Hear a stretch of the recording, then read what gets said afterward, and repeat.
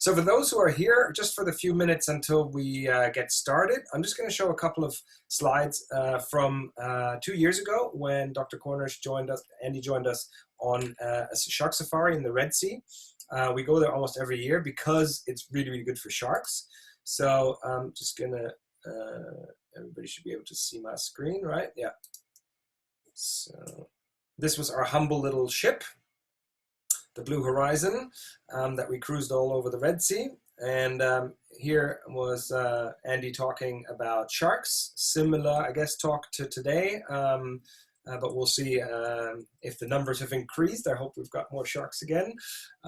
So yeah, we also had like really, really good diving, crystal clear water. That's what the Red Sea is famous for. Really healthy reefs. You can see soft coral and fish. But this is what we come there for, the oceanic whitetip sharks. It's really a guaranteed experience, particularly if you go in November. That's the best time, and including May, so early of the year and late in the year is the best time for sharks. So the oceanics, you get really a lot of them. You get really, really close to these sharks, which you can pretty much only see here and in parts of the Bahamas, guaranteed.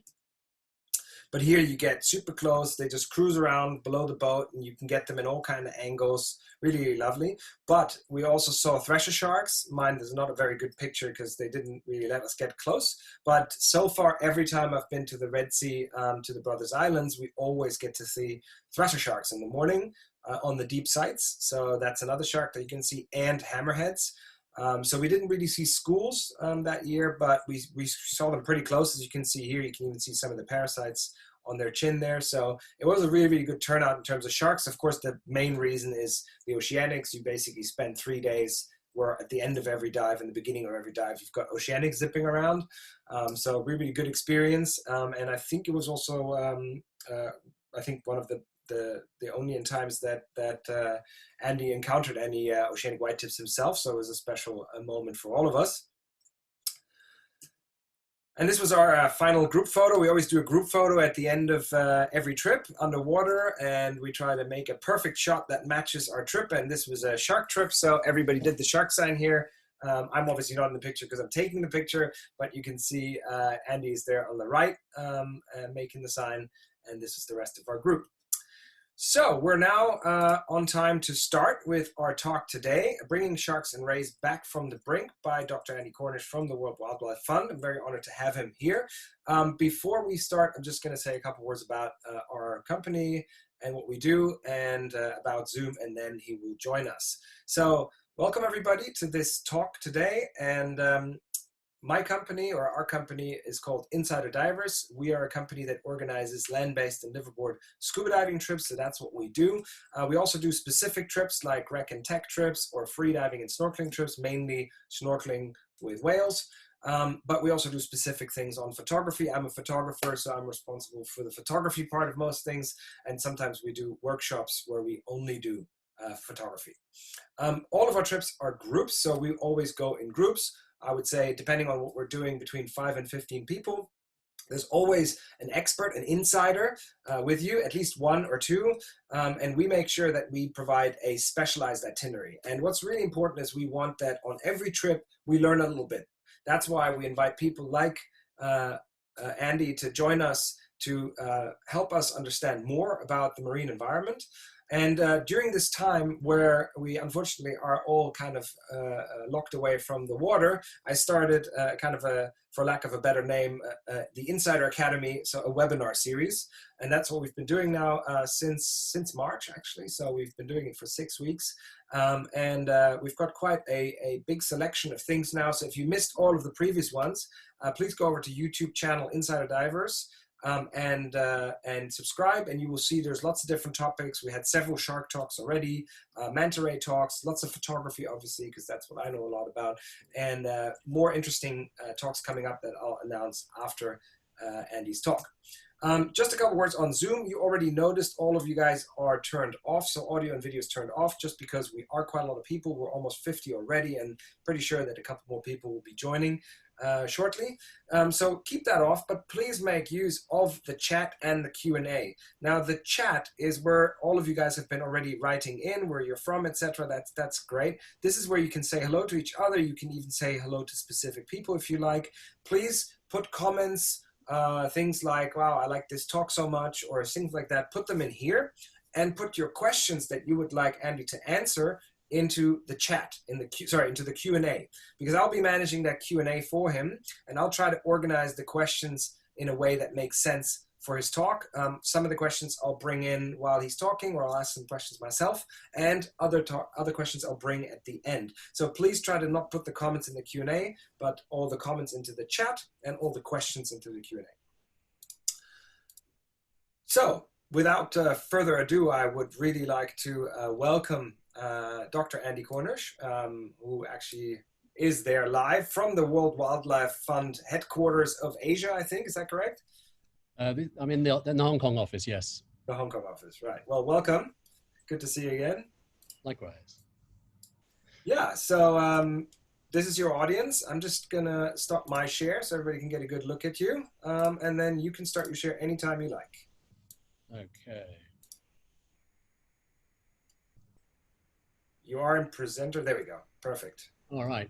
Well, look, Simon, good to see you again, and thanks so much for the invite and from Insider Divers. And I'll certainly be showing a number of pictures from that trip to the Red Sea, including this one here. So I'm going to try and keep this to 40 minutes or so we've got plenty of time for questions at the end. You know, the situation with sharks is definitely getting worse at the moment, but I hope that by the time you finish the talk, you've got a sort of broader idea about what needs to be done, and a confidence that we know that we know what you know, that we have the solutions, and what really needs to be done, including by your fine selves. So in terms of the species group, there are new species of shark and ray being discovered at a rate of about 1 every 2 weeks, which is quite incredible, and gives me hope that my 2-year-old son might want to have the pleasure of one day of actually finding a new species. This is obviously a very old group, 400 million years ago when the sharks first evolved, the rays, their close relatives more recently. So they existed before the dinosaurs, and they outlived the dinosaurs. There are some freshwater species like the Mekong giant stingray in the bottom right, but most of the species we work on, WWF works on, are marine species. The complexity of the number of species makes conservation more challenging, but in terms of threats, by far the largest threat to most species is overfishing. So this is fishing that is not well managed and is removing animals from the sea faster than they can be replenished. And this occurs in lots of different scales of fishery, from this pelagic longliner here, which is targeting tuna and will be out at sea in the open ocean for months at a time. So these will lay down these what are called long lines, which can literally be thousands of hooks long and last several kilometers. So this kind of fishing gear will take sharks and other species that will take a hook as well. You may hear sometimes that these kind of fisheries, when they're catching sharks, they refer to the sharks as bycatch. That's really not correct. Even though the target species is tuna, the fishermen know they're going to catch some sharks, and they want to catch some sharks. That's all part of the economic model. So if you wanted to get technical about it, you might say they're secondary catch. There are some targeted shark fisheries for sure. This is a picture I took in Ecuador a number of years ago. So these smaller vessels are going out targeting sharks in 1 or 2 night trips. And you can see in the inspector, as it comes back into board, the guy with the white cap is actually monitoring all the sharks that are landed. There are no exact figures out there for what proportion of sharks are taken in these multi-species fisheries like the long line, like gillnet, versus these really targeted shark fisheries. But from the offices, from the countries where WWF is working at least, which is has grown to more than 10 now, most of the sharks are caught in these multi-species fisheries rather than being targeted And as I'll explain later, it makes them much more difficult to manage. Andy, just a question. These are threshers, right? And the recent shark haul, there were a lot of threshers from Ecuador as well. Do we know if they were from targeted fisheries or from, the big shoot for everything kind of fisheries? We don't know. I can tell you that we'll get onto this seizure in a minute, Okay. but I can tell you that certainly the authorities in Ecuador are taking it very seriously. My guess would be that they are from legal fisheries, but have been exported illegally. Okay. Wow. That was a lot of shark. It was a huge amount of shark.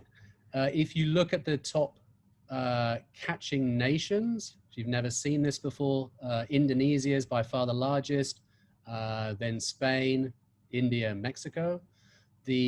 So the size represents the sort of relative catch, and if the circle is a darker color, then the catches of that country have increased compared with the 10 years prior to that.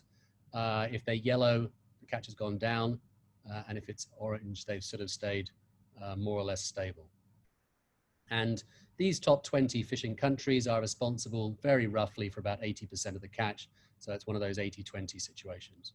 How come Australia is not on that? I thought Australia also does quite a lot of shark fishing. You hear a lot about it, but it's actually pretty well managed. It doesn't appear, and some of these fleets like Spain, they're not fishing in their own waters. They have large offshore fleets that are fishing, in all the major oceans of the world. So sharks are caught primarily for their fins and their meat. Fins has definitely received the most publicity. And if you look at the trading routes globally, you can start to see some interesting things. So for example, you can see a big swathe from Spain, which we talked about, actually into Singapore. And as you might expect, most of the major markets are in Asia, in sort of my part of the world, where it's used for shark fin soup. The species that is caught. Sorry, Andy, can I interrupt? Sorry, do you see my video at all when I say something? Otherwise, press on gallery view, then you can see. I can see you now, yes. Okay. If you can just go 2 slides back, I thought that was a good question. China is not mentioned on here, but of course, a lot of the fleets would be Chinese. Yeah, that's actually very observant. So China, the coastal waters of China have absolutely been decimated when it comes to sharks. And I include Hong Kong like that in that. So, to the degree which even reef sharks just completely been annihilated. And if you ever want to see how bad it can get for sharks when you overfish them, come to my part of the world. But, you're right, they have a large offshore fleet. They do not appear in the top 20. And that is not clear why that is, but it's definitely something that needs further looking into. And sorry, there are quite a few questions on this map. I hope I'm not interfering with later points, but Nigeria is the only African country mentioned. Is it because it's only the top 20 worldwide that are shown here? Correct. Okay, so there are more countries in Africa that would be fishing shark. Absolutely, and Africa, out of all the continents, is the one that has the most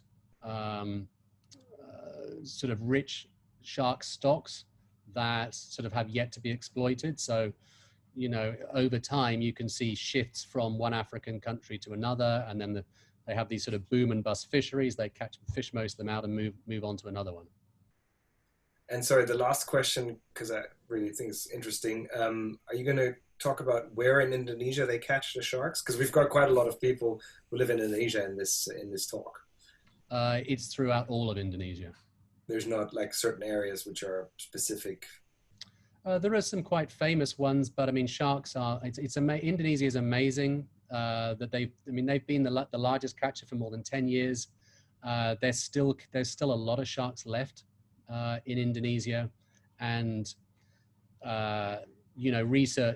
researchers that I've sort of talked to from completely from the west of Indonesia to the east of Indonesia, there are still sharks being caught in large numbers in most of the archipelago. So I'm just going to say for everybody, remember how small Ecuador is on this picture, because Andy's going to talk about that big hole later that was an Ecuadorian hole here in Hong Kong, and it was a huge load. And then you look at Ecuador being so tiny, you can see that this massive load was literally just a tiny proportion of what we're talking about in worldwide, right? Absolutely. All right. So message here, most fins coming to Asia. If you're interested, the shark species that appears most in the shark fin trade is the blue shark by a long way. Blue sharks are unbelievably caught in the tens of millions still. They reproduce fairly quickly. They are the most widespread shark in terms of sort of geographic distribution. They do actually reproduce fairly quickly. Kind of interestingly, it's actually the pectoral fins rather than the dorsal fin that is the one most valued, and it's at least sort of 40% of the shark fin trade coming into Hong Kong is blue shark. By the time you get to the other species, it's only maybe 2% or so for the next most common one. Meat is internationally traded as well, but very different markets. So Spain and Italy have a long tradition of eating shark meat, and a more sort of recent phenomenon, as far as we know, actually Brazil is the largest importer of shark meat. Some of it gets processed in Uruguay, and we can see a big swathe, I think it is from Taiwan into Brazil itself. So with the meat, things are a bit different. So, for many countries, if we looked on that map, you wouldn't see Indonesia exporting it. That's because almost all the meat in countries like Indonesia and India will be consumed locally. So that map doesn't reflect that at all. And things like stingrays, the rays as well. If we look at the sort of biodiversity, just very quickly, sort of a couple of sort of take homes here. One of which is that, so that the dark areas are the ones with the highest species richness, so the number of species. You can see, big dark swathes around Indonesia, but it's really the coastal areas that have by far the most species. People sort of have this idea that if you go out into the open ocean, in the tropics, there'll be large numbers of species, but actually, even in the tropical areas, we're only sort of talking up to 30 species, well away from land. Now, this immediately gives us one clue as to the problem, because of course humans, we are most closely fishing in and around our coastline. And one of the classic victims are the sawfishes. So this is just one of the 7 species, critically endangered, has been for a long time. They're mostly caught in shallow waters, gill nets, bottom trawls, things like that. Very high value fins, and meat being locally consumed. So these are very large animals, up to sort of 4 meters. Their rostrum, so that's the bit with the teeth at the front, has a high value. And as soon as they sort of touch gill nets, they thrash around and they end up catching themselves. So very vulnerable to overfishing. So what are we going to do about this? Well, WWF partnered with the IUCN Shark Specialist Group, WCS, Shark Trust, Shark Advocates back in 2015, and came up with the sort of first global conservation strategy. And by 2025, I'm not going to read this, but we have this target of sort of significantly changing the trajectory of shark populations. I just want to stress that by no means do we think these 6 groups think that we could do it by ourselves. We need a much, much greater effort than that. And in terms of sort of what needs to be done, at a high level, we need to reduce unsustainable consumption of shark and ray products. We need to improve the sustainability of that global trade that we were talking about in fins and meat. We've got to stop species going extinct, and we've got to get the fisheries, which are at the heart of the problem, we've got to get them to be much more sustainable. And the key message here is that we can't just do one of these, or 2 of these, or even 3 of these. We've really got to be working on all 4 of them and making big dents in them simultaneously. Now, since that strategy came out 5 years ago, things have deteriorated, I think, much worse than you know, even those of us working on sharks expected. So you may have heard that, you know, the figure that up to 100 million sharks are caught per year. You've seen the major countries doing it, and you know, most of this fishing is just not managed.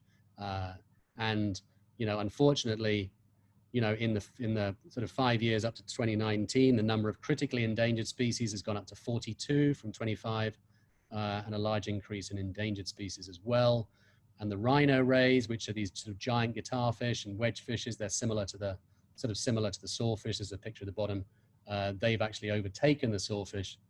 They have the dubious distinction of being the most endangered family of fishes. So 15 out of the 16 species of those are critically endangered. And one thing that you may not realize is that both the sawfishes and the rhino rays, they are rays, all right? They have fins that are valued, but they're not sharks. And actually the rays overall are doing worse than the sharks. So let's just have a look at a few of them. Oceanic whitetip shark. This is actually taken in the Red Sea, although neither Simon or myself can claim credit for it. So this used to be the most common species in the open ocean, whether you're talking about the Atlantic, the Indian Ocean, or the Pacific. It's been absolutely hammered by longline fishing for tuna. In the Pacific, population's gone down by 95%, according to the official stock assessment. It's valued for its fins, meat, its liver, oil, and it's crazy, you know, from a different perspective that, you know, I've probably been diving in Asia Pacific for more than 20 years now. I've never seen one of these. Used to be the most common species. I've got to go with Simon, which was a great fun, to the Red Sea to actually have, you know, any chance of actually seeing it. So just to give you some idea about that. So this is an open water species. Sorry, just I'm going to say one note to the photographer. So yes, if you're interested in this in this particular shark, we had a great webinar with Elke Bojanovsky, who took that photo, who was our cruise director on our shark safari. Very knowledgeable person when it comes to sharks, particularly oceanics. I'll put the link in the YouTube, the link to the YouTube video in the chat, so you guys can watch it some other time. Very good talk as well. Elke's great. It was a great pleasure to dive and learn from her. So I mentioned the rhino rays before. So, you know, look at the fins in the picture. They've got these classic shark fins. And actually this group has the highest value of all the fins.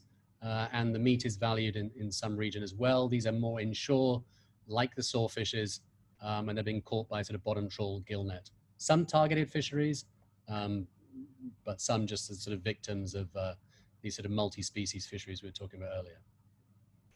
Scalloped hammerhead, right? Who'd have believed this, right? Global population decline greater than 80%. There are still places in the world where the species is still reasonably common. You know, places like the Galapagos that are fairly well protected. But, you know, just staggering that a species like this is now critically endangered, valued for its fins and its meat. So there's a whole swathe of species, these critically endangered species. They're inshore, they're offshore, they're very offshore. So in terms of sort of what we're doing about this, remember I said the situation's got a lot worse. Certainly within WWF, we are scaling up our work as we can. I'll talk about the sort of different kinds of work, but when we started this program, Restoring the Balance 6 years ago, we were working in 6 different countries. We're now in 20 different countries in 6 continents. And what I want to do now sort of for the rest of the time is just look through, just give you a quick sort of snapshot of where things have got to with the first 3 of these strategies, which is the ones that WWF has mostly been working on, just to give you a sort of flavor of how things are going. So the responsible trade, so moving this towards sustainability. So the main vehicle for doing this is CITES, so this United Nations Convention that controls the international trade in endangered species. And there's been a really big push over the last 10 years or so to get commercially important sharks and rays listed on Appendix 2. So there are different lists under CITES. So Appendix 2, which is where most species are, it is about allowing a sustainable and legal international trade. And groups like Pew and WCS and Bloom and I4 and HSI and WWF and Traffic and others have, really done a big push, and really it's been really taken up by countries. So we've now got 38 species that are listed on this. So what it forces, why this is so important, is it forces fisheries departments and governments to decide. So for these species, they can either show that the fishery is sustainable and legal and then export the products, or they just have to shut down all of the international trade and lose that revenue. So it's forcing governments to think about sharks in a way where they might just sort of ignore them and focused on species like tuna, which have a higher cash value. So this has actually gone really well. One of the things that we can do to support CITES is to help governments, so customs authorities and others, to actually be able to identify the fins of these CITES listed species. This shows an expert, Deborah Abercrombie, in a workshop that we organized in Beijing, training customs officials there how to identify the fins of the species on CITES just by looking at them. And prior to this, Pew and Bloom had done the same in Hong Kong. And the Hong Kong authorities, I would have to say, have done a remarkable job in the seizures that they've made over the years, starting off with oceanic whitetip, hammerhead fins that are being imported into Hong Kong without having the CITES permit from the country where they were caught. And last week we had this unbelievable seizure. It was actually 2 separate consignments, maybe 40,000 sharks. There were thresher and silky sharks, and as we sort of half mentioned earlier. So this is really helping to crack down on the illegal and the unsustainable trade. So the screws are tightening on the international trade, particularly for the species that are listed on CITES. So we need to see more and more of this from other countries in the region. So somebody just asked a good question. What actually happens now with these seized fins? So what will happen is that they'll be stored as evidence if there's a court case. After that, somebody actually asked me the other day, I have no idea what the government would do with this many fins. I mean, they must destroy them, otherwise it's no point, right? I would imagine so. They may have warehouses full of stuff. They'll give some to schools and things for education. But yes, this is way, way larger than your average seizure. Horrible. Also on the trade side of things, there's quite a lot of groups have worked in persuading airlines not to carry shark fin in particular and other shark products. WWF is focused on the shipping. So Hong Kong is the largest shark trading, largest trading hub for shark fin. About 40% of all that is traded globally comes through Hong Kong, and certainly in Hong Kong, it's more than 85% would be transported by ship versus plane and other things. And there were some shipping companies like Maersk that already had bans on carrying shark products in place. But as a result, sort of largely the WWF advocacy, about 80% of all the global shipping by volume, these shipping lines now have some kind of bans on the carriage of shark fin. So that's helping to constrain the supply of this international trade into places like Hong Kong. On the consumption, so that's moving from trade onto consumption. So we really need to be reducing the demand for shark and ray meat, and at this point in time in Asia, 100% of all the shark fin that's consumed, it's either from unsustainable sources or it's untraceable. So it gives us a very clear reason to be encouraging everybody not to either be selling it or buying and consuming it. And I think the work in these kind of markets certainly with other groups in Hong Kong and some of these other countries, WWF has focused on Hong Kong, Singapore, Malaysia and Jakarta. Shark fin consumption seems to be pretty clearly going down. And, you know, most international hotels, for example, have global bans on selling shark fin. So there's been good uptake there. But there's still too much going on in this part of the world. And this is a survey that WWF and Traffic and ADM Capital did in Hong Kong 2 years ago. And you can see that even after 10 years of advocacy, we've still got about 70% of people have consumed shark fin within the last year. If you look at the mainland China, this is the first time we ever had figures from mainland China. I mean, clearly it's a much, much, much bigger market. It's still the largest market for shark fin in the world. And these numbers are, you know, that represents a much greater number of people. And the China data shows quite a bit of enthusiasm for consuming more shark fin. So the consumption is not going down in China? This is a snapshot, so we don't have before data. It seems that after the Chinese government put in a ban on consuming shark fin back in 2013, I think it was, shark fin consumption almost certainly went down then as a whole, but we just don't have comparable data on the actual amount then versus now. So for those of you from around the world, so I also live in Hong Kong, that's how I met Andy. And it's really bizarre here in Hong Kong, which is obviously just a Chinese city, but always been very wealthy. They've been eating shark fin way before the Chinese were eating shark fin. When China was still, you know, quite a secluded communist state, there was no shark fin consumption to be talked of.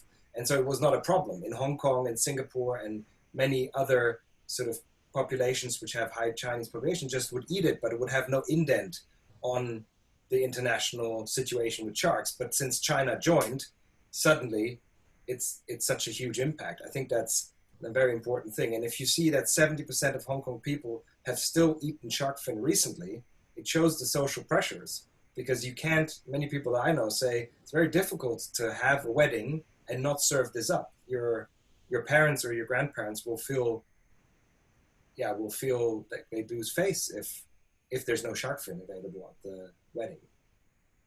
So it's a pretty dramatic situation that if in China it becomes 70%, then the problem will just explode even more. Yeah, shark fin consumption very much started off in sort of southern China, but like many things is becoming more popular in other parts, and that's a real concern. We're actually starting new programs in mainland China and also in Thailand in the next 6 months or so, and I think this speaks for itself. Okay, so going reasonably well, but there's still a lot of work to do then. And remember, I said that 100% of all the fin consumed is either from unsustainable or untraceable sources. Moving on to the fisheries end of things, all right, clearly, basically, we need to have much more sustainable fisheries management.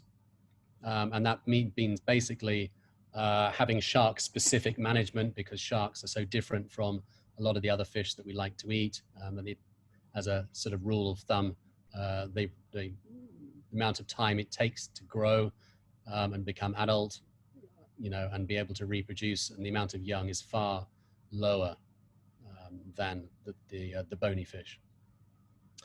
So I often get asked, you know, is it possible for shark and ray fisheries to be sustainable?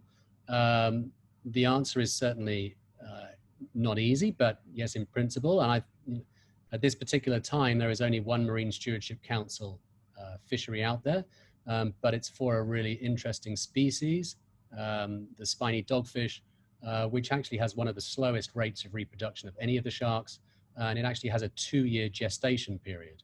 So the species is quite common, or at least is now. That they had a recovery plan. This is off. Sorry, I should say this is off the eastern coast of the US.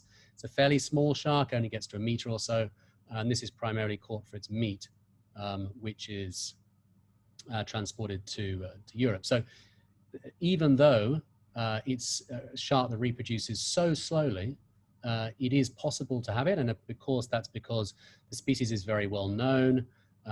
They set science-based catch limits that change from year to year as the populations do, and of course they have good enforcement.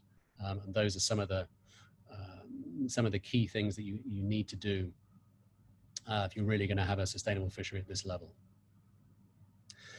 But that's a targeted. If I could ask this one more question. Yeah, sure.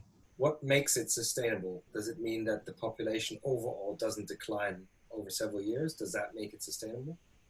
Basically, yes. And it means that it has the management measures in place to ensure that that will continue over time. So, you know, for example, they actually count the numbers of young in that fishery. And if the numbers of young go down, then they will adjust the amount catch of adults that can be caught, you know, in years further down the line. So it's a very well studied fishery. Okay, but it's targeted, all right? That is a targeted shark fishery, and it's fundamentally easier to manage those than it is these multi-species fisheries like this longline fishery. And this is something certainly we've been wrestling with for a while. Well, how do you reduce all this mortality of sharks? And it really illustrates why it's very difficult. You hear people talking about banning shark fishing. Well, for these kind of fisheries, the most effective way to do that would be actually just to ban the fishing full stop. But then, of course, you're not allowing the fishermen to catch the target species. You know, that kind of approach is not going to work in most places.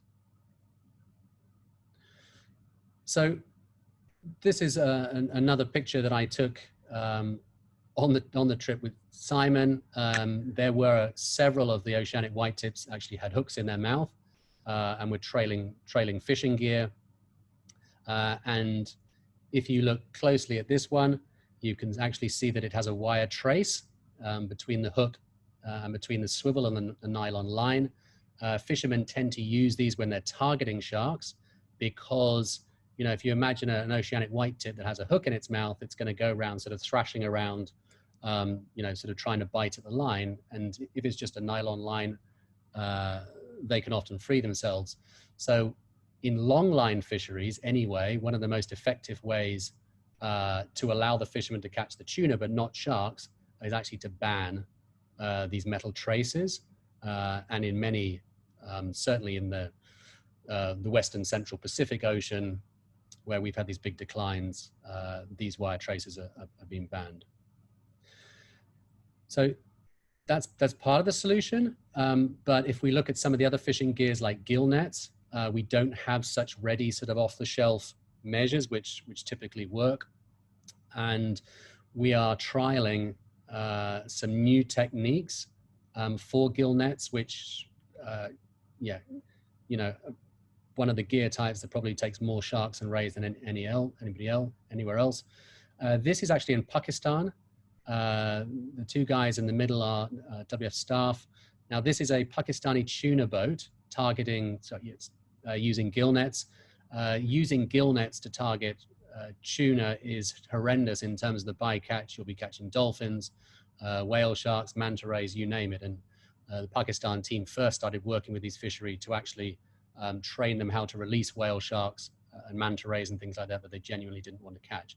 So what they're actually doing is trialing LED lights.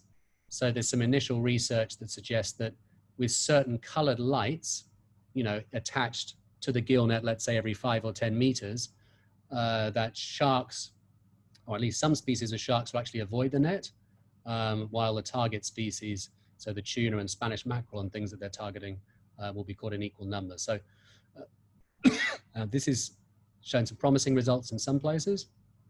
So we're trialing this in Indonesia, Pakistan, and we'll give it a go in Malaysia as well. For gill nets, trialing another device. So this is a device that puts out an electric field.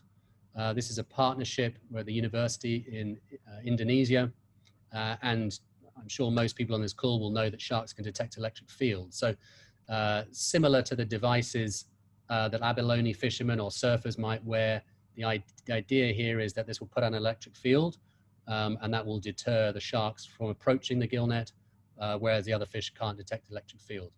The results from this, the initial results have been really promising, but I mean, this is an experimental unit, right? It needs to be miniaturized, it needs to be able to go underwater, it needs to be low cost if this is going to be effective. So And that's certainly the way that the trial is continuing. So that's sort of what we call bycatch mitigation is part of the solution, but we also need to be looking at protected areas where these multi-species fishing gears are just not allowed. And we do have some, you know, in sort of Asia Pacific, the amount of success stories of recoveries of sharks is less than a handful, but one notable example is the Tubataha reefs in the Philippines, in the Sulu Sea. So this is a number of remote atolls. And basically once enforcement really stepped up, the sharks have come back, including amazingly tiger sharks. You might expect that this wouldn't work for tiger sharks because they migrate such large distances, and research is sort of looking into this, but you know, there are a number of tiger sharks being sighted consistently at Tubataha now, where they were just never seen sort of the decade before. Yeah, we've been there like every 2 years. We go to Tubataha. We're going to go again next year, and we haven't seen a tiger shark yet, but you do see a lot of sharks and rays, manta rays, and a ton of whale sharks. And yeah, you see the rangers who live on the reef and patrol the reefs with their little boats, and they really make sure that this area is clean of fishermen. And they spend the whole year there protecting this area. And you know, you can talk to them. You meet the rangers. And they say, you know, in the time where we come, which is, you know, the small window where it's feasible to come for dive tourism, which is sort of March to June, there's no fishing. But outside of these windows, that's where the fishing really starts. And they get much more work when there's no tourists there, which is interesting, which means that we are, in a way, we're participating not only in bringing money in for protection, but also just by sheer presence. Yeah, absolutely. And we should talk a little bit about tourism towards the end. So the basic sorry, I'm jumping ahead of myself, but this marine protected areas, I would think it's so important. There was actually no guidance out there about how to really think about protected areas for sharks, both for protecting species, sort of as a fisheries management tool. So we partnered with some fantastic experts at James Cook University to produce this last year. And so basically the idea is this, right, for these multi-species fisheries. Putting in place things like catch limits is going to be very difficult. Just banning the fishing gear everywhere is not going to work because they're common in most places anyway. So the idea is let's try to find the most important habitats for the species we're interested in. Let's try to protect those. So for example, this might be a mangrove area it's used as a nursery ground for hammerhead sharks, something like that. Might be an aggregation area for whale sharks. So let's try and protect that. Let's keep these multi-species fishing gears out of those areas. And then in the areas around, let's try to use these bycatch mitigation. And hopefully with those sort of dual-pronged strategy, hopefully that will greatly reduce the overfishing of these species. And then if we monitor it, we can actually see whether at the end of the day that's actually enough. If not, then more management measures will be needed. But we think for developing countries in particular, you know, they're not going to be able to do very sophisticated fisheries management, that this would work for many species. And it's not, I think, you know, for species like the sawfish, the guitar fishes that have become, you know, really rare and critically endangered, this approach has a lot of merits as well, but it needs to be encompassed in a recovery plan. So we're being very deliberate. The government, you know, the governments are being very deliberate about wanting to not just sort of protect the last few animals, but to ensure the population recovers. And I just sort of want to make one point here, which is that it also relates back to sort of, you know, can't we just sort of protect sharks? Well, what we've seen in a lot of countries is that, you know, when a population gets really low, and sawfish is a great example of that, that the governments will then put them on protected species lists, all right, that make it illegal to catch that, to keep it, to sell it and things like that. Well, that hasn't done much for sawfish because, of course, the nets are still out there. They're still getting caught in them. There may not be enforcement. So just putting species on protected species lists isn't going to be enough. But this sort of approach of I've just been explaining here, together with putting species on protected lists, then you're really starting to sort of have the bones of a sort of an effective recovery plan. I just want to sort of finish off with a couple of things, one of which is to show you a real sort of project where we're putting this in action.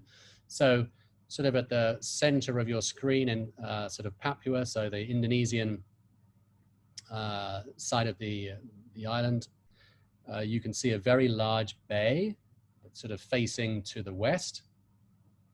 So if we zoom in on it, this is a place called Bintuni Bay.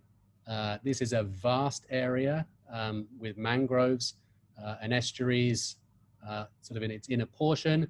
This is a particularly remote part of the world. This is sort of what it looks like on the ground, fairly small, low-level fishing. The fishermen there are using gill nets.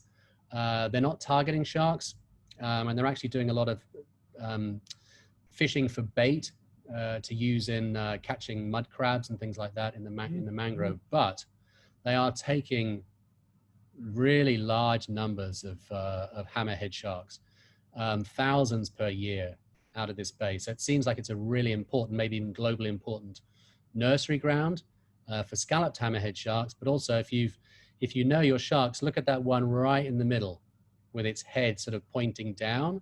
You can see it's got these really long elongated wings to the side of its head. And that species of shark is called a wingtip.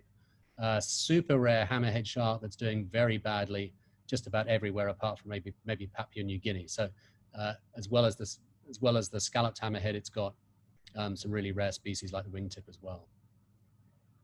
And basically what the team are doing here, this project started last year. They are attaching tags to some of these juvenile hammerheads. They're setting up these acoustic listening stations in the mangroves. So they're trying to detect out of this huge area of mangrove, which are the areas where these juvenile hammerheads are most concentrated. And then we'll look to try and work with the communities and work with the government to protect those. And then outside that, they are deploying the LED lights that I talked about, and also looking to introduce that electric field system that they call the electric shark shield to try to reduce the catch of hammerheads around. So this is a real life project in the most important country for shark and ray conservation, which is Indonesia. I'll come back to this at the end because we're doing a little bit of crowdfunding for this. So how can you help?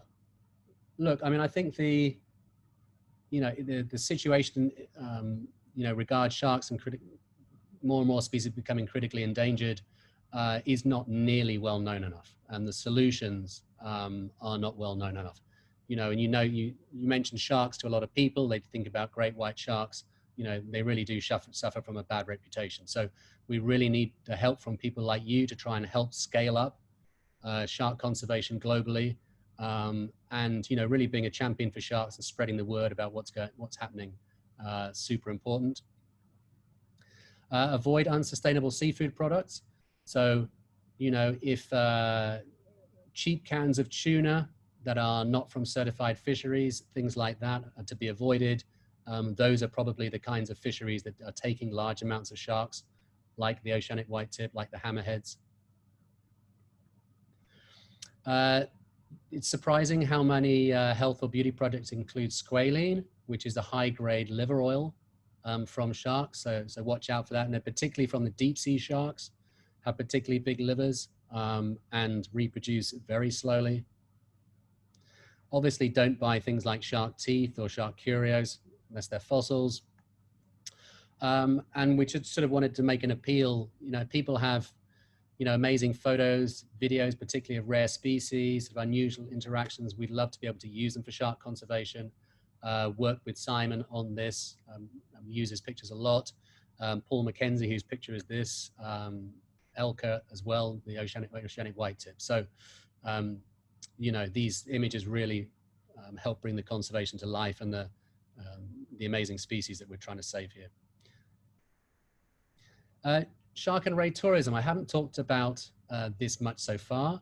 It is very much a solution to provide alternative livelihoods for communities in some parts of the world, for some of the more sort of charismatic species in clear water and things like that. We produced a guide to sort of best practice tourism involving communities, monitoring populations, that kind of stuff, with Project Aware and Manta Trust a number of years ago. So that's available on our website. You know, and in these times of COVID, you may have started to read that tourism operators are obviously doing very, very badly. And, you know, the best practice sort of, you know, shark and ray tourism operators out there will be, you know, a real champions for shark conservation often. So when it becomes safer to travel again, I'd really encourage you to try and visit and use the services and help keep those businesses and those champions alive. And just finally, so the Indonesia Shark Project, we're trying to raise $35,000 US for the trial of these electronic shark shield devices, and trying to reduce the take of these scalloped hammerhead sharks to protect them in that Bintuni Bay. We've raised about 8 of the 35,000 now, so we've got a little way to go. So if you really want to get stuck in, please do contribute to this. All right, I will stop there. Thank you. And please do, we have a Twitter handle, unsurprisingly. It's quite a lot on our website if you're interested. And, you know, if you want to stay in touch with us, drop us an email on that globalsharks@wwf.org. Thank you. Thank you very much. You're not off the hook yet. We've got some good questions that I would like to ask. So everybody else, you know, if you have questions, please put them in the chat. So we've got a few, as I mentioned earlier, we have a few dive professionals here who are, you know, around the world. I know we've got several from Indonesia, but I think some also from the States, etc. So how can dive shops help support? Obviously, you know, they could fund, but this year and next, I think most dive shops are going to struggle with any expenditures. But what can they do, and you know, in regular business to help shark and ray conservation? Yeah, thanks. I mean, the simple answer is take a look at that tourism guide that I shared. You can find it on our website. So, you know, there's a number of ways. I mean, there are some cases, for example, where in countries where enforcement isn't that strong, so where there are protected areas for the sharks and rays, the dive shops are actually contributing to, you know, paying fuel for the enforcement boats and things like that. Involving local communities is super important to avoid conflicts where we're trying to dive on these animals in the same areas where fishermen might be trying to fish. And, you know, for areas that divers might find, you know, that are not very well known, you know, if you're out on a liverboard and you know, discover sort of aggregation of guitar fishes or something like that, you know, get in touch with somebody like WWF, and let's see if we can't sort of arrange protection for those kind of areas. I mean, that's one thing that I can only yeah, just enforce, make sure that the guides, the locals, they are the one who've got the foot in the door of the families. And I think there is where you can really see big differences, because every individual that is part of your team locally is an advocate. You've got a local language speaking advocate that you can supply with all the information about sharks and trying to get that to spread. I think that's something, particularly in Indonesia, I think there's a lot of missing knowledge in the local population about the gravity of the situation and how big Indonesia is participating in it.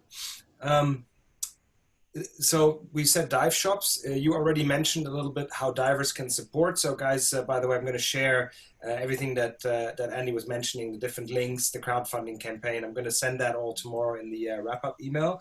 But yeah, what can divers do aside from this? Is there anything else that's maybe not on the slide yet? Can people do other things? I don't know. I think, you know, the sort of easiest thing is to spread the word. I mean, if you've been diving for a number of decades, you know, you'll have seen in most places the declines with your own eyes. You know, amazing the amount of places, you know, perhaps, I don't know, Philippines, Thailand, where you go to the local dive shop and, you know, you'll see a site that says Shark Cave or Shark Reef or something like that. And you ask them about it and they're like, you know, we haven't seen a shark for years. So, you know, this is very real.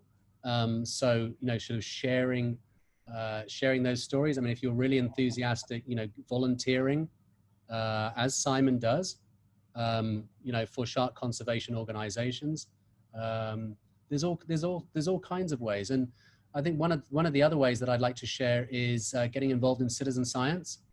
So, you know, particularly in remote places, there may be no government monitoring of shark and ray populations whatsoever.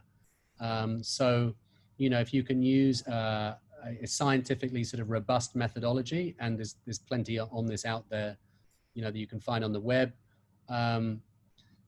You know, for dive operators who are actually taking tourists out, I think tourists actually, many of us sort of would like to, you know, contribute to science. So we're sort of recording all the sharks that are recorded over time can be really useful. I remember a number of years ago being in a workshop in Sabah, and there was a dive operator called Scuba Junkie who'd been conducting for a 5-year period. They were recording all the sharks and rays that they saw at Sipadan. All right, this is a world-class destination, very well known, but nobody else was collecting any data. And they actually showed this trend data to the fisheries officials, and the fisheries officials were saying, wow, you know, you guys have got data that we've never seen. And it was showing some, you know, some species were clearly going down, some were actually going up. So not to underestimate the power of that sort of citizen science. Maybe while we're still in Indonesia, how is the government cooperating with conservation agencies in Indonesia? I mean, do you feel it's a government that's working with you or could do better? So I think Indonesia, under the current administration, is really trying hard to improve its management for sharks and its protection of sharks. So they have this very dynamic fisheries minister, Sushi, who is, you know, she's the one that's been blowing up the trawlers that have been trespassing into Indonesian waters. So Indonesia is trying quite hard to, for example, to get these CITES listings to work. So they've started doing these sustainability assessments. WWF, WCS, and others are actually contributing data that they're collecting from Indonesia. So it's in some places in the world, unfortunately, people are quite territorial about their data. Indonesia, people seem much more willing to collaborate with the government. So yeah, pretty positive about things about Indonesia. But of course, you know, enforcement in Indonesia, such a vast area, is always going to be challenging. What's an example of a country that doesn't cooperate well with conservation agencies, if you can name that country? It's what we tend to find is that the countries are not doing very well. It's not that they are uncooperative. It's just such a low priority for them that they have no data. They, you know, in some of the poorer countries, they don't have, they might have some patrol boats, but they've got no fuel for them. Until you sort of really start to work with them, you don't realize just how little resources they've got. So, you know, we actually find ourselves funding bits of work to help governments, which you might sort of be surprised for an NGO to do that, but in many countries it's actually moving it forward. I think sort of at the one other side of it is, you know, we do see complacency. It's a bit difficult to sort of quantify, but, you know, some fisheries managers are so focused on their target species that they either don't quite seem to care, or there's a sort of assumption, well, if we don't conserve our sharks, there'll always be somewhere else that is, and then maybe it sort of doesn't seem to matter so much. But, you know, what I shared with you at the beginning, it's only really Australia, the US, you know, and probably New Zealand next that are really, you know, doing a pretty decent job. Most of the others have, you know, very little management in place at all. It's just low priority. Yeah. So, I mean, let's also talk about the obvious gorilla in the room, China. So what's happening with the government support in China and in Hong Kong? Because obviously, if China were to stop consumption, the problem would almost disappear immediately, right? Well, let's deal with that first. It would be nice if that was the case. You know, there's been so much focus on shark fin, with the sort of assumption that because that's the highest value bit of the shark, that if there was no market for shark fin, then shark fishing would go down a lot. What we've sort of realized, and it's mostly anecdotal, is unfortunately in many places where we work, that's just not the case.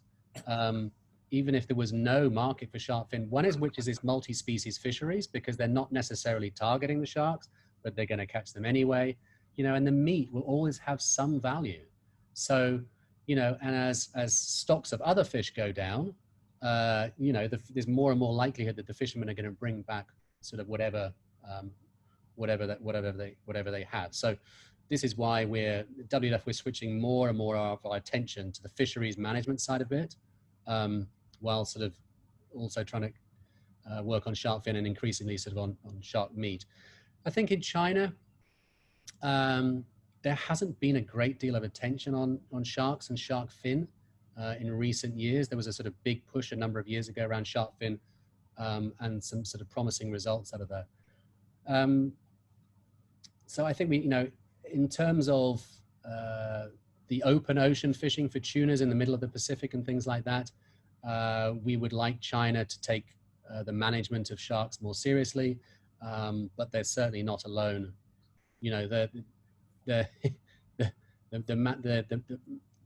representatives that the countries send to these regional fisheries management meetings are people who are sort of, you know, very pro increasing catches, you know, tuna and things like that. So sharks are really treated as bycatch, whereas they're really not the case as well. So, you know, and in the Pacific, that oceanic whitetip shark, we've started to push really hard now for a recovery plan.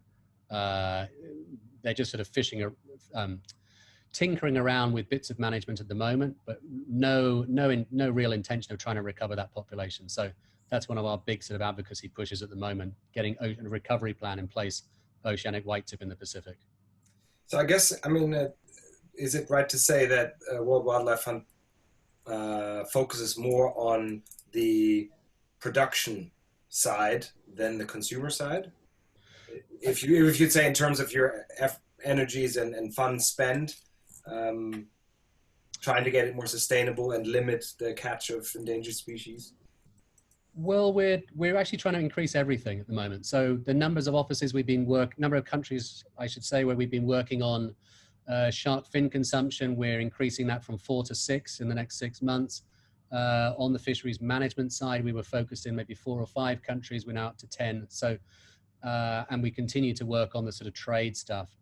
One of our big focuses, which I can't talk too much about on this call, but watch out for, is that 4th strategy, which is the recovering species. It's really an area that needs a lot more attention. I mean, I think it needs some of the, you know, some of the bigger organizations that are working in lots of different countries to really try and get the recovery plans in place for more species. While we're at government, I mean, quite a few people in Hong Kong, including myself here in the talk. So, you know, Hong Kong government, what are they doing or not doing? Do you think that they're doing the right things? Smuggle, is that really being suppressed or not? Well, in terms of the major end markets for shark fin in Asia, they've done way more seizures than anybody else. Okay. And they are clearly really trying. It's always impossible to know, you know, what proportion they're catching. But, you know, whoever was responsible for those 2 containers with the 36,000, you know, from the 38,500 sharks would have taken a really big financial hit from that. So it is making a difference. I think, so that's sort of positive. I think one area we don't talk about in Hong Kong much is what happened to our sharks in our own waters. There is not... Yeah, they've gone, right? So I think I've done maybe 850 dives in Hong Kong, you know, over a 20-year period. I've seen 1 bamboo shark. So sharks have just been annihilated here. But at the same time, no sharks are protected here, not even the whale shark. In terms of managing our own waters and trying to, bring what used to be a very rich ecosystem back to life, there's a lot more that can be done in the sea here. Okay, so that's Hong Kong. Maybe another question that I think is good. So the CITES Appendix 2 has a lot of species, and I know because we've known each other now for a while, so I know every few years when it comes up to pitch species, this is like your big finger cross moment, and you have to kind of pick your battles, which species you're going to push for everybody. Or maybe you could share a little bit about that process too. But which species are like missing on the CITES list, and which species really need to get on there ASAP? What are your priorities for the next round? And when is the next round? Lots of questions in one, sorry. You're testing me.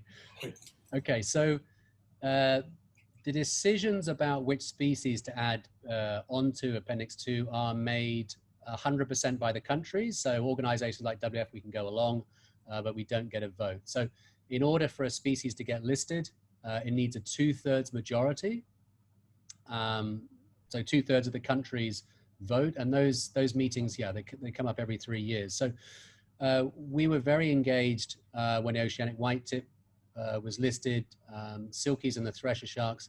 The last CITES COP, we've actually stopped pushing so hard for new species to get listed, partly because there's a very, that side of things has got good momentum now, but because we see that there's not so much work actually going on the management side.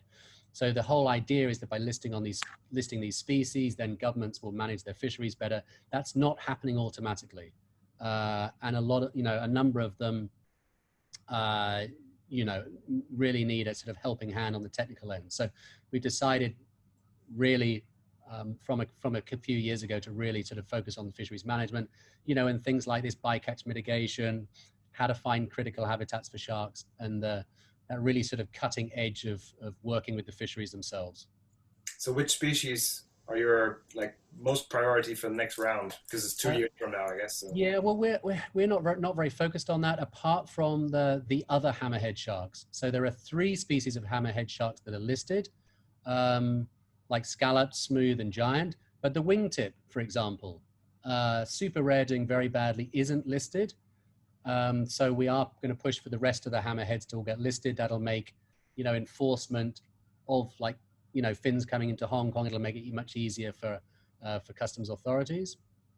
I think one of the ones that's sort of talked about a lot is blue shark, right? So for a species to be listed on Appendix 2, you have to show that it's threatened.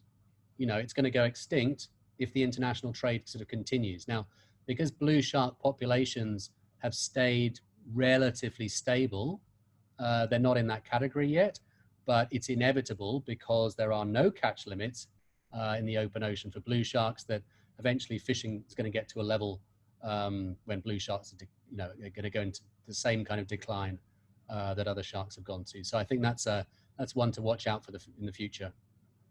I wanted to add a question of myself, just because you talked a lot about the sharks, but I know you care just as much about the rays. Manta ray population, as far as I understand, has been really under threat in the last 10 years, also in Indonesia, but other places as well. And that is obviously targeted fishery, because they don't go for any hooks. So what's going on in that field? Because their gestation periods are super long. They only have one pup. I mean, it takes forever for them to get sexually mature. So that species I'm very worried about. Yeah, so definitely there have been targeted fisheries in some places. So if people don't know, the manta rays are targeted for their gill plates.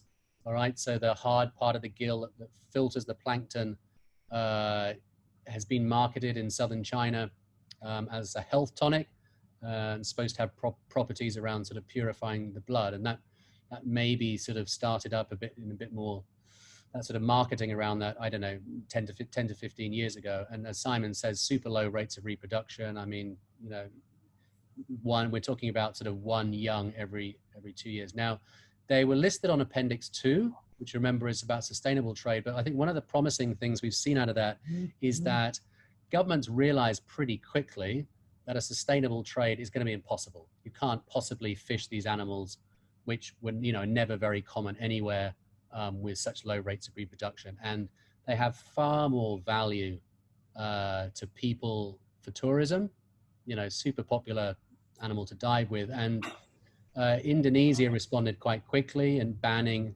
all fisheries for manta rays. There was one sort of infamous one that held on for a long time, but things are changing there rapidly as well. So on the whole, I would say that things are looking more positive for manta rays than they were before the CITES listings. But of course, it's always different in different countries. Okay, well, that's good to hear. I have to say, I find in my recent few years traveling in Indonesia, I feel things are getting a lot better. You know, the regular places we go almost every year, Komodo and Raja Ampat.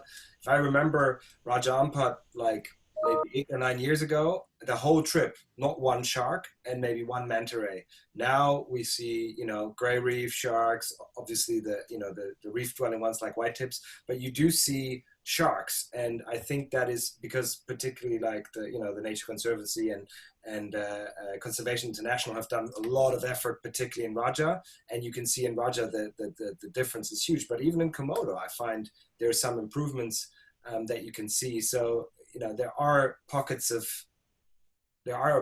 growth or growth protection where at least those populations can relax. And I'm gonna finish with one question that I could also answer myself, but I'm gonna let you answer first, by Michael, which leads very nicely to the business that we currently do not have, but hopefully will have again, which is traveling to places. Michael's asking, what are the top 5 trip destinations where you support endangered sharks and rays just by visiting?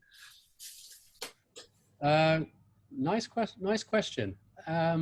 Just quickly on Raja Ampat. I mean, you know, within Southeast Asia, we have very few success stories, but Raja Ampat's the other sort of jewel in the crown, along with Tubataha. It's been a fantastic cooperation between NGOs and dive companies and sort of resorts and communities to protect the sharks and bring them back. We don't. WWF doesn't sort of endorse particular operations, but certainly one. I mean, I think Tubataha would be one. And they've got good citizen science there, and sort of as Simon was saying, the boats being out there sort of helps with enforcement. Shark Reef in Fiji, where you can go and see the bull sharks. The system that they set up there, whereby every diver is contributing to a pot that then gets distributed to the communities as a cash compensation for not fishing in that area, has been a really successful model. Malapascua in the Philippines. So Monad Shoal, where the thresher sharks are seen, was a protected area, but it really wasn't very well enforced, and the dive shops came together, well, at least some of them did, and they started charging a fee to the tourists. They then actually trained up ex-fishermen. They actually bought boats, they fueled them. So those are just sort of 3 off the top of my head, different models. Can I add some? Yeah, please. So I always find, you know, we often get this question like, hey, you know, why are the park fees so high in certain areas? And, you know, very often this is the places where we, with every visit, pay into a pot that supports, for example, Tubataha. I think we pay 100 or 150 US a person into a pot that makes it possible that there's a rolling team of 15 rangers who live out there, get paid, support their families, etc., etc. And so with every visit to Tubataha, you are participating in this. You are helping the Philippine government that has a hard time protecting the Philippine waters are very, very fished out. But in Tubataha, you get literally the best shark density everywhere. That's because they've been protecting this area with the money that we all give, right? Galapagos is another example. For a week in Galapagos, we pay, I think, 120 US dollars. I think it's actually too little. There should be more work done. Galapagos is a really hot area for illegal fishing. As soon as they're outside of the Galapagos Island area, there's no protection and the sharks get fished. Cocos is another example. You pay almost 500 US dollars for sustaining these 2 ranger stations on these Costa Rican islands. So places where they have a high fee, it's good to go, because there you have a country where the governments are taking money from the tourists and putting it back into conservation. And Raja Ampat, for example, is a bad example, because you don't actually pay that much. You pay a little bit for your ticket, and that's like a 1-year pass, and it's not very much. So that's not actually a good example. They are doing a lot, but that's actually the NGOs doing all that work there. Anyway, I would like to thank you. I do want to share a couple of things just before we step out. If you like this talk, we have another expert next week talking about the coral reefs and the state of coral reefs in the Pacific, Dr. Peter Haupt from the University of Guam. So if you want to understand more about coral conservation and also coral, he will try to explain corals for those who do not understand that much about it, including myself. And we also have an expert talking about humpback whales next Saturday. That is, Sunday, which is talk about behaviors of humpback whales, very special. I've also announcing here with 2 new photography talks, one by Alfred Minar, who many of you might know because lots of brands actually use his photography. He's going to talk about how to create captivating photography, and a completely different kind of photography is what a friend of mine, Aaron Jakowski, who's also one of our group leaders, will talk about, which is his work for raising the red flag against animal cruelty. Really, really painful to watch some of them, but it's not all about the hunt. He also talks, as you can see in the image, about the exotic pet behaviors around the world, like the otter trade is something he's been working with the last few years. So join those 2. They're all on our webinar page, which is Insider Academy, Insider-Academy. If you want to support our work, we're obviously grounded, so there's no income for my travel company in the foreseeable future. If you want to support the work that we do here for the webinars, we've got a FundMe page that you can see here. I'm going to share also the fund page from the World Wildlife Fund for the Indonesian project, so really hope that you guys can help with that. If you like, these are our different channels. So we've got a YouTube channel where you can find everything, Instagram, Facebook, etc. I'm going to share all the other links from the World Wildlife Fund, as well as the contact, how you can reach Andy and his team. So with that, I would like to say thank you for coming, Andy. It was really great. Always a pleasure to have you. Thanks everyone for joining. Great turnout. Yeah, and thank you, everybody. Stay safe, and hope that this world opens up and we can all dive together soon. Well said. All right. Have a good one. Bye-bye, everybody.